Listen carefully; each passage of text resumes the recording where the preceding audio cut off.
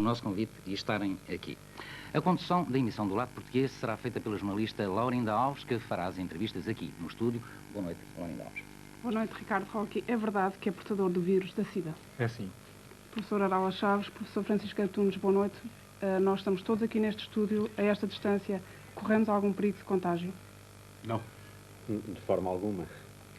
Muito obrigado a todos. A emissão que vamos transmitir e que está centralizada na BBC em Londres é considerada uma experiência televisiva mundial. Isto quer dizer que, na prática, nós vamos improvisar, nós, televisões do mundo inteiro, e nós, RTP, que, aliás, já começamos a improvisar com este atraso. A língua utilizada em todas as reportagens e declarações é o inglês. E para a traduzir em simultâneo e sem rede, contamos com Margaret Rar e Carlos Fiusa Marques. Boa noite aos dois e boa sorte também. No que respeita às intervenções de todos os jornalistas estrangeiros, elas serão substituídas pelas nossas próprias intervenções e, em português, é claro. Só no início é que Laurinda Alves e eu próprio traduziremos as duas primeiras intervenções dos nossos colegas da BBC. E se o milagre acontecer, se o improviso resultar, estamos em ligação com Londres e via a capital britânica com o mundo inteiro. Bem, e evidentemente o primeiro país pelo qual começamos é Portugal. Laurinda Alves. Professor Francisco Antunes, qual é a verdadeira situação da SIDA em Portugal? Pode-se falar em epidemia? É evidente que isto não se trata mais do que um surto epidémico de uma doença que foi muito recentemente reconhecida. Como sabe, calcula-se que, pelos números oficiais, existam cerca de 180, 200 casos de SIDA neste momento. Como é que se faz o controle dos casos de SIDA em Portugal? O controle faz pelo envio ao grupo de trabalho de SIDA, o envio voluntário por parte dos médicos que lidam com estes doentes. Fazem-se testes às pessoas, normalmente? Fazem-se testes para, principalmente naqueles grupos de risco, fazem-se testes para detectar a infecção pelo vírus da imunodeficiência humana. E esses testes são fiáveis? Eu só gostaria de realçar um ponto.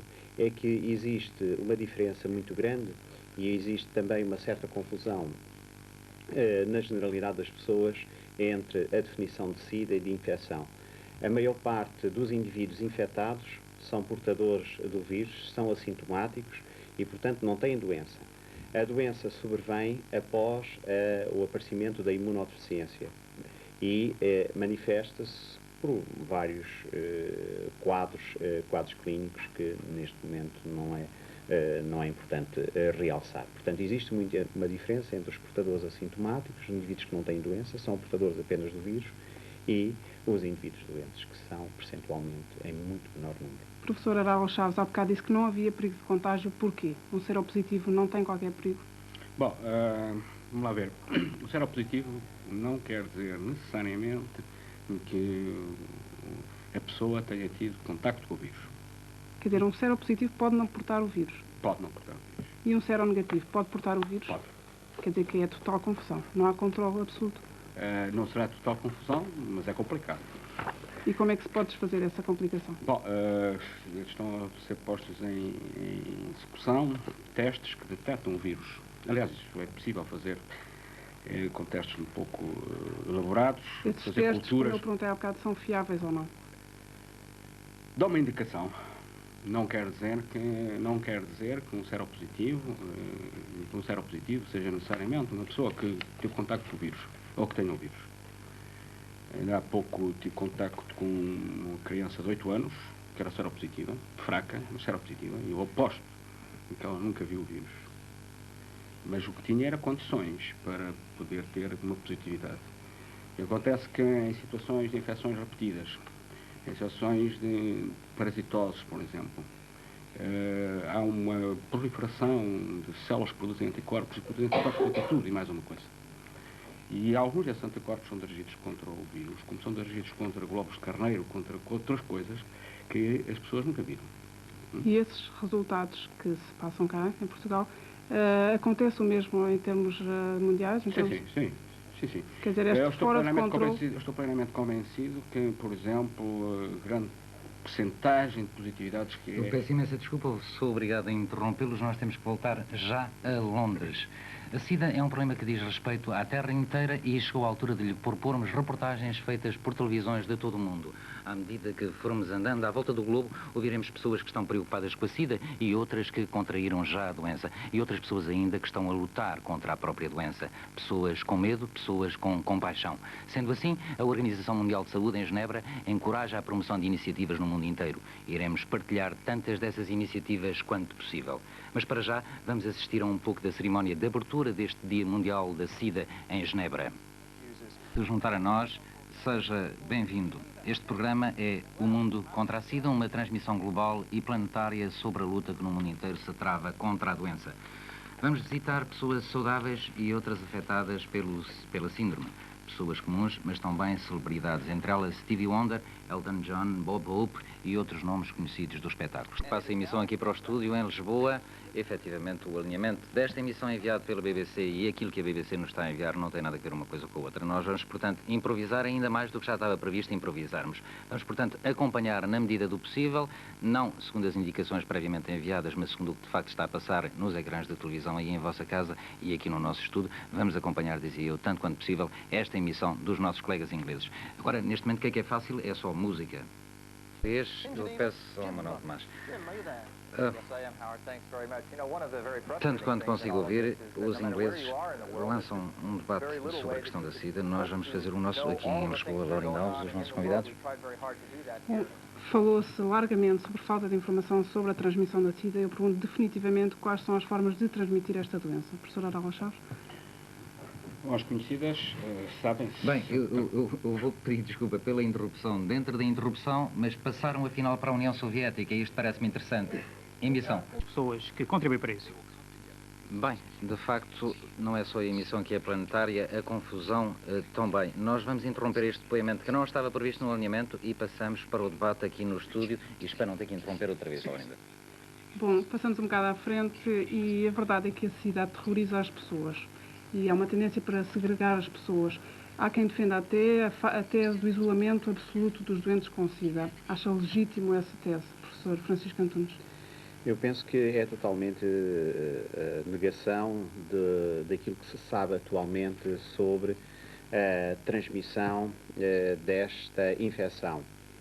Porque volto novamente a assinalar e reforçar que as vias de transmissão são a via sexual e através do sangue.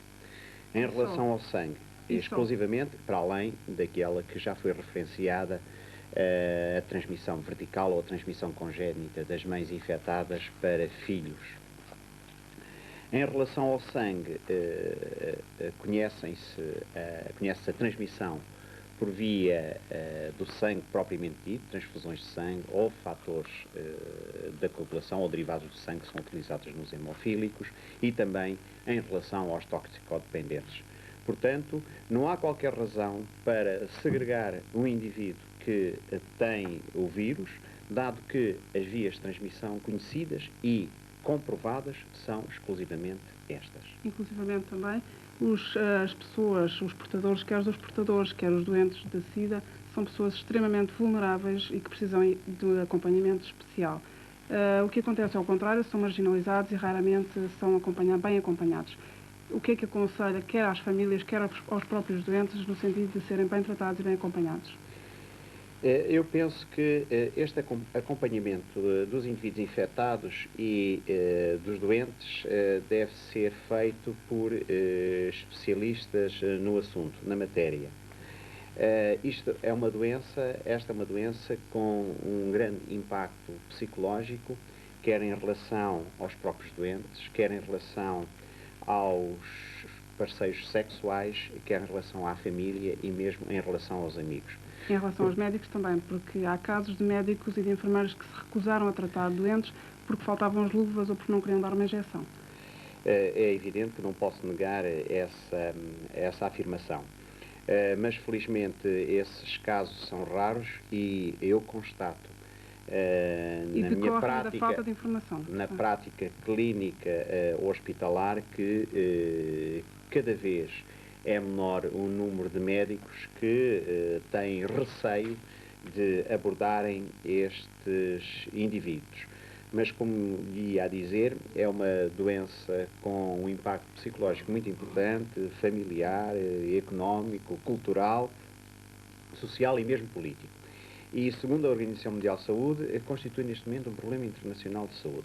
E, portanto, deve ser analisada com mais frequência em reuniões deste género, para que não aconteçam casos muito infelizes, como vêm referenciados. Sr. Professor, eu lamento mais esta interrupção. Londres passa a Paris, parece.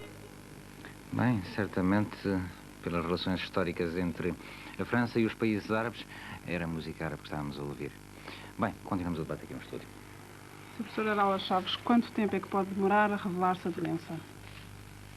Variável. Eu pergunto isto porque Portugal tem contactos privilegiados com os países africanos, que, aliás, são dos países mais afetados pela doença.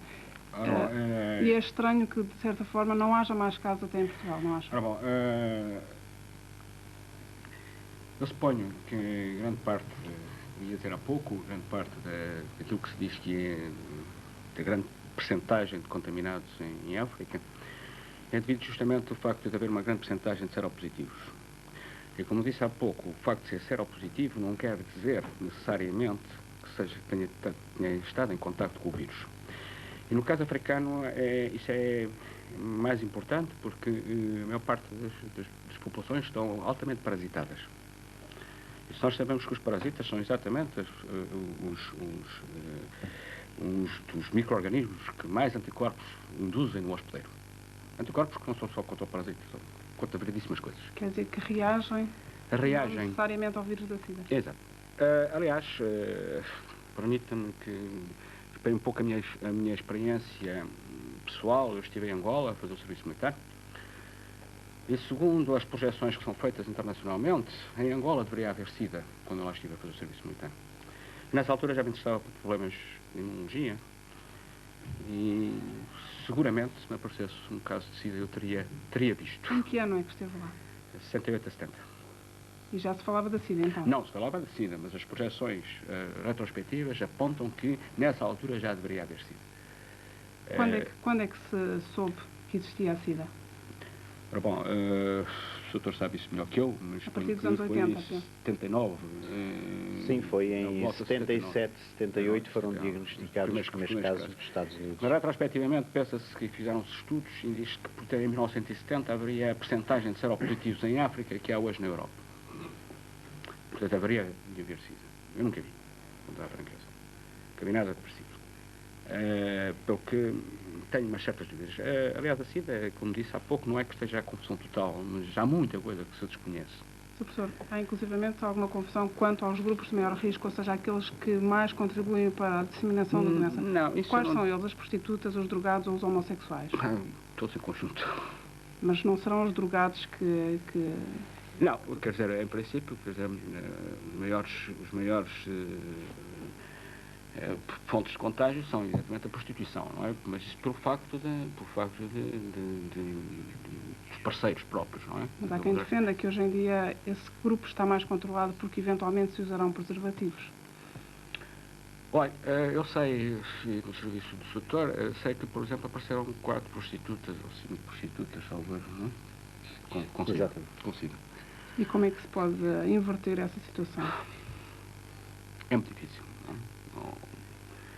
Não sei bem, quer dizer, há 2 problemas aqui importantes. Um é segregar, portanto, proibir que essa prostituta continue a prostituir-se.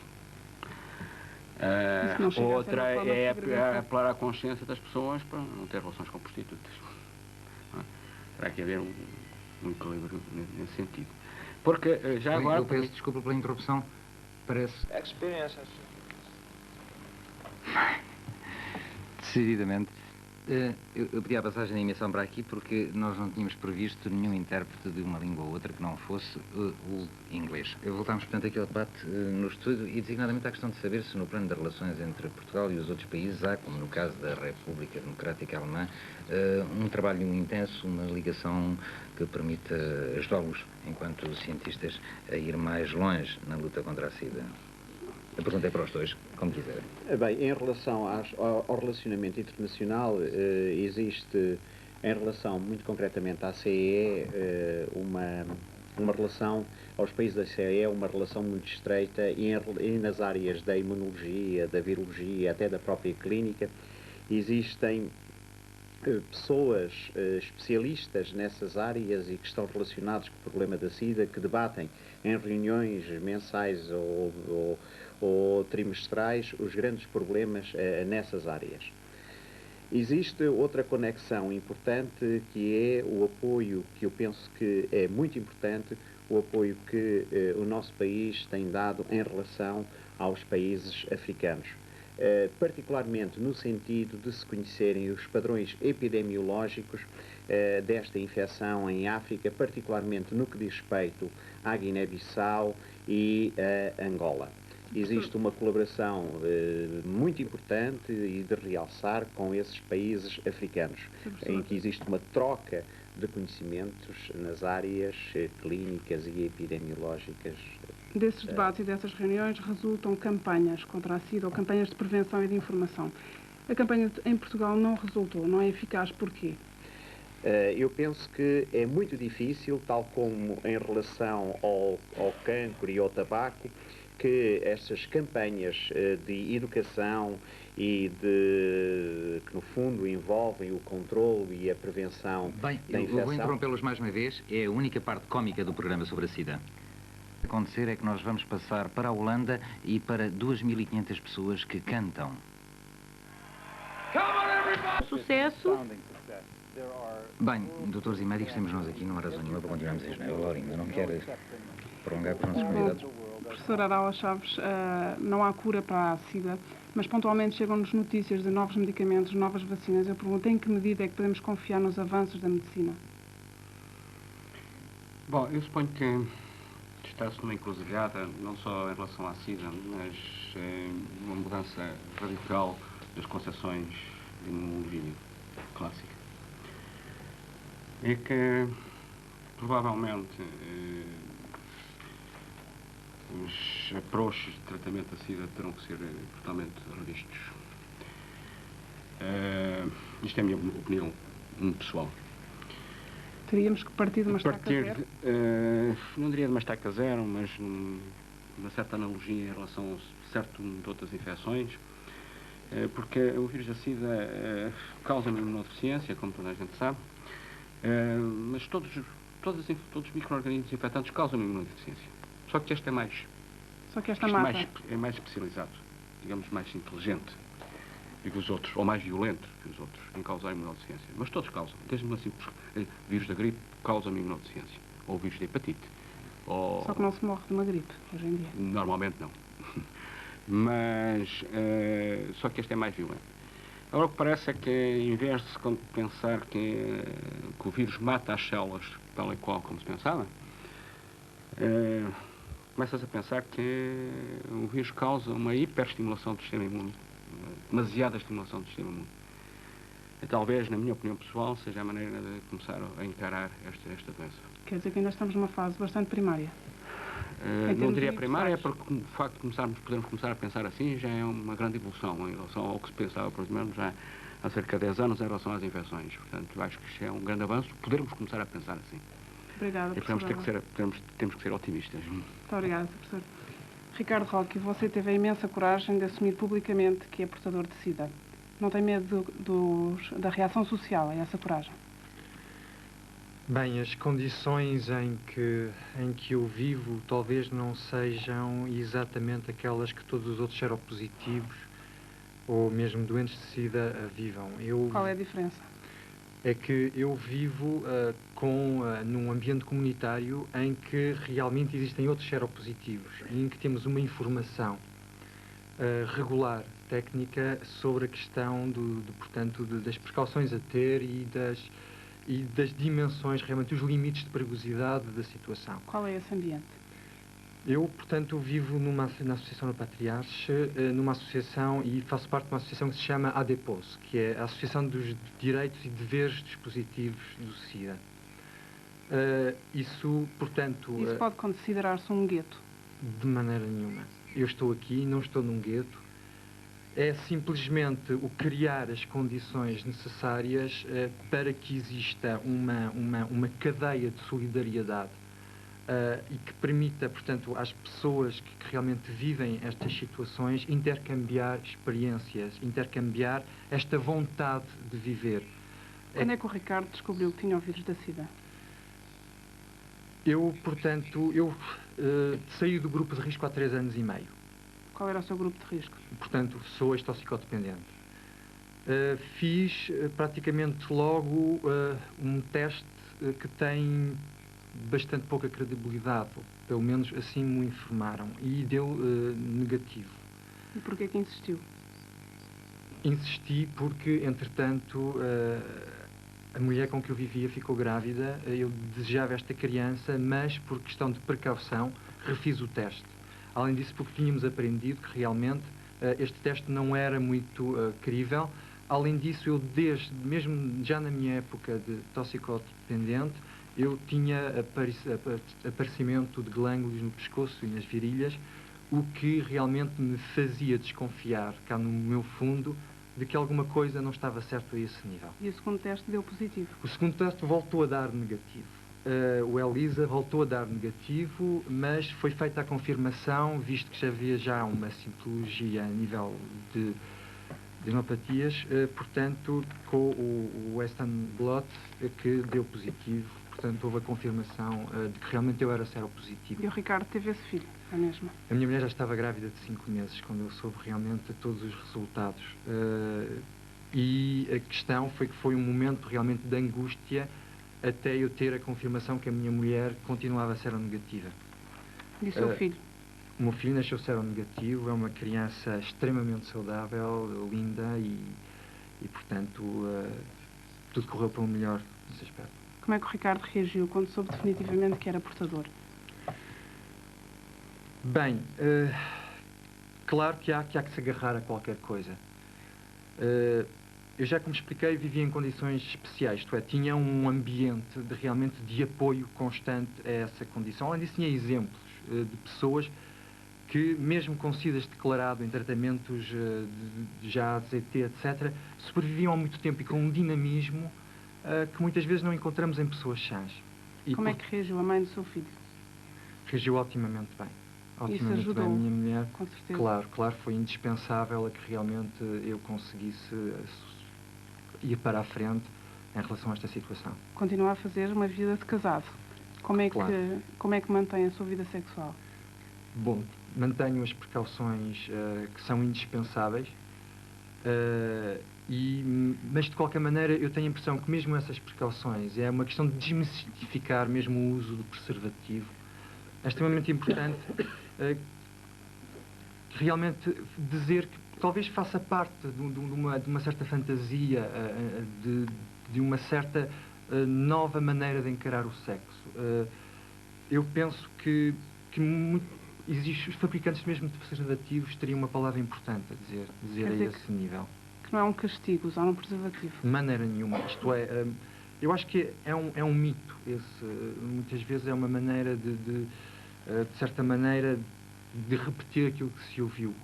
Mas eu estou convencido que realmente uma pessoa pode habituar-se à ideia de que isso seja um acto automático, usar o preservativo. O Ricardo tem 31 anos e tem um filho de 7 meses. Exato. Vive angustiado com a evolução da sua doença? Não, eu não me deixo muito tempo para me angustiar, isso para começar.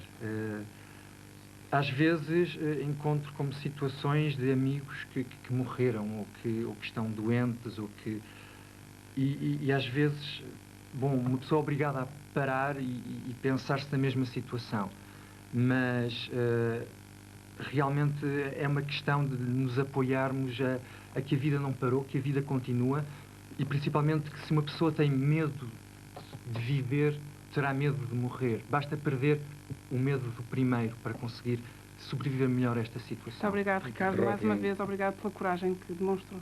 Muito obrigado também à jornalista Diana Narinha, que nos possibilitou o contacto consigo. Chegamos ao final da emissão. Pelo nosso lado, só voltaremos a estar consigo depois do intervalo. Passamos por cima de um pequeno depoimento do Presidente Kenneth Kaunda. Entendemos, todavia, que era preferível ouvir Ricardo Roque. O Presidente Kaunda limitou-se a dizer que luta contra a SIDA no mundo.